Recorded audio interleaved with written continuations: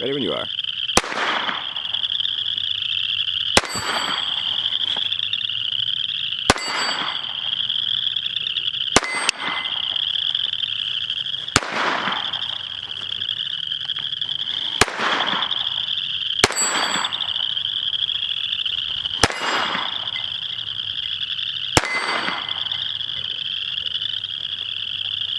Aha! That goes so fast. It does. It needs a bigger bag. What do you think? I like it. Yeah? It's really easy. So that dot's pretty easy to see out there then, or what? Mm-hmm. You like that? Yeah. Cool. Want to load up another bag? Yep. All right. Let's go.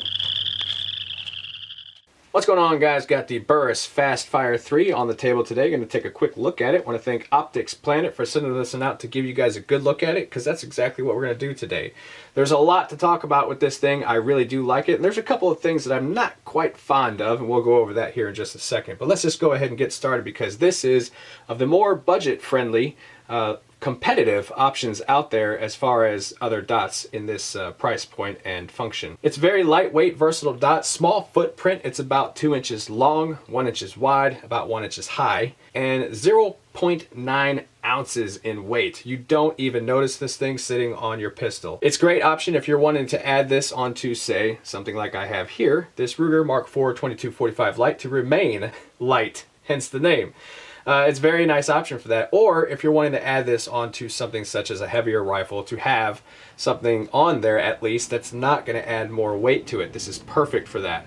I originally had a Holosun red dot sitting on top of here, and I just was never really happy with the handling of this pistol with that big red dot on there. It's not actually a big red dot, it's just more heavy than it should be on something such as light as this. So it's a great little option if you're trying to maintain that very lightweight feel to your firearm. Now, before I go any further, I want to thank Optic's Planet for sending this one out to show you guys. I have that link down there in the description box down below with a coupon code if you so choose to purchase this one, or if you just want to click on that and get a better look at it than what I can offer here. Now, this little optic right here nailed exactly what I was trying to go for with this little project here. I call this one third shift because this is the one that's going to be the critter getter in the middle of the night if I ever have to take out anything such as raccoons or anything that's getting into the trash, nuisances or rats or whatnot. One day I'll move to America where we can own suppressors, but until then, in the state of Illinois, I'll just be running this little brake on here. But this would be an excellent option for that, with this little red dot on here having a light on the front and trying to maintain a nice, fully functional, operational firearm that can do everything you need to at night. So this is an excellent short-range pistol, or actually long-range, because it is the 3.0 MOA dot. It is also offered in 8 MOA if that's more your thing. A lot of guys that run these dots on their pistols really do want to have that larger dot on there for faster dot acquisition. However, for me, again, going with the more hunting aspect of it, I like that 3 MOA dot sitting on top of this pistol because I want a more precise and refined placement of the dot out there on smaller targets. Now, this would be great on a rifle as well if you're wanting to maintain that lightweightness of a rifle, to put an optic on there or at least have some kind of dot on there. Now, this is capable of 1,000 G's of recoil, so you can actually put this on just about anything out there and not have another issue with it. It's also worth mentioning with that this is also a Burris, so you have that forever Burris warranty. No questions asked, no receipt needed.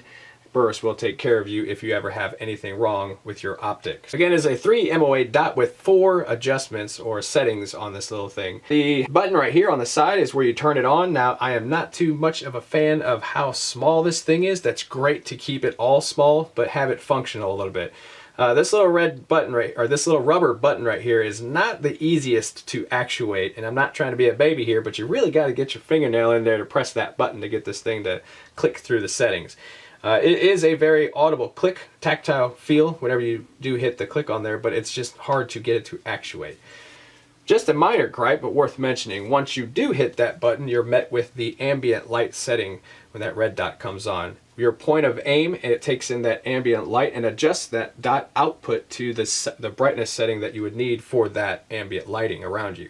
So if you turn and you're pointing at a very bright light, the dot will actually get a lot brighter to compensate and allow you to actually see that dot better. Point at a darker object or image or lighting around that area or more shadow, the light will actually dim down so that it's not clouding out your vision with an extremely bright dot in an extremely dark area. This ambient setting works so well that I don't even use the other manual settings after that. If you hit that click button one more time, you get to the extremely bright high level, and it is extremely bright, so it works very well even in the brightest daylight. You click it one more time, you get dropped down to medium. One more time, you drop down to low. One more time, it goes to off. And then every time you turn it on, again, you're met with that ambient light setting, which again is just perfect. I never found myself ever having to need to switch to any other settings using that ambient setting, so it's very clever. This runs off of a 1632 battery and is said to have a 5,000 hour lifespan with that battery, depending on the setting that you run on there.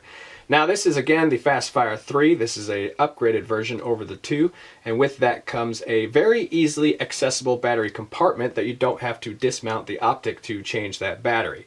That is a very big bonus because you don't have to re-zero the rifle and go through that whole process. With this, you just simply unscrew that, drop the battery, and screw it back in. Now, on that note, I will say this, that battery cap is actually quite hard to get to mount to this little receiver in there without stripping the threads on it. It is very hard to just simply, it doesn't simply unscrew and then screw back on. You really have to find that thread to be able to get that to screw back on to the compartment that it's supposed to be on. Once you get past that, it's a great addition to have to not have to dismount the entire Optic and lose your zero. So even with this being a 3 MOA dot, this is actually fairly easy to learn if you're just getting into pistol dot sights. It's somewhat of a learning curve because you're so used to being able to just pull up your iron sights and there they are. With a pistol red dot, sometimes that dot gets away from you and you really kind of have to search for it. So once you get some practice in with that, it's fairly easy to pick this thing up. And that line in the back of this sight right here really does to help with that, with centering that dot, at least as far as the horizontal movement goes. I even put this in the hands of my daughter, who is 14 years old, and she did not have too much of an issue at all with ringing a steel plate out there with this little red dot. So a very minute curve to learning a red dot on your pistol, but one that's not too hard at all. And again, if you wanted a faster dot acquisition, they do offer this in an 8 MOA red dot. I like the fact that this little Optic right here gives me the impression that it's as tough as the firearm that I'm putting it on, knowing that it can handle 1,000 Gs, knowing that it is waterproof. Now, it is not puddle proof, I can say that, because there is no actual drainage holes on the top of this thing. So they do offer a little raincoat or rain cap that you slap right onto the top of it there, which prevents any puddling and blocking out the little light emitter that shoots onto the glass over there. And it also helps whenever you're bench shooting and you just kind of want to focus on that dot inside of the Optic itself to the target. I find this to be rather relaxing. I like the fact that this is offered with a Picatinny mount because you can mount this on just about anything out there, of course, that has a Picatinny rail mount. Of course, underneath there, if you're not running the Picatinny mount, you have one of the most popular pistol mounts out there that can be pretty much mounted to anything that you need to put this on. The windage and elevation screws are very clean and very flush to the little Optic here. However, I have noticed whenever I was adjusting them that there really is no click to them, or no audible or tactile feel to them whenever you're rolling through the settings. Those are 1 MOA, so just know that when you are adjusting those out there at 100 yards, one of those very tiny, teeny little notches right there is 1 inch at 100 yards. Just keep that in mind. However, again, it's worth mentioning that you don't really feel the clicks in there. You're just relying on that little arrow against those teeny tiny little notches that are painted on the top of this thing. So again, I think for this price point and what is out there, the options available, I think it is a very competitive little red dot. It's great, again, for your lightweight builds out there, or very lightweight firearms, or something to have as an electronic backup sight.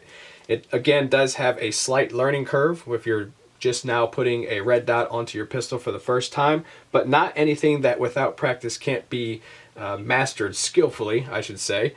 Especially with my daughter out there just placing this into her hands, and within 2 mags she was easily able out there to hit that steel target with no problem. Great price point, lots of good functions about it. Really do like that battery compartment that you don't have to dismount the actual Optic. That's a big bonus, again, if you get past trying to thread the cap back onto the housing there, but that's not too much of a big deal. I really like that ambient light setting in there. Again, had no need at all to drop back to any of the manual settings while using that. So that's about all I got for you guys right now as far as this Burris Fastfire 3 goes. I'll have that link down there in the description box down below if you wanted to get a better look at it through Optic's Planet. And if you so decide to buy this one, I have a coupon code down there to use on Optic's Planet as well. I appreciate you guys watching. I appreciate Optic's Planet sending this one out to show you guys. And I'll catch you guys on the next video.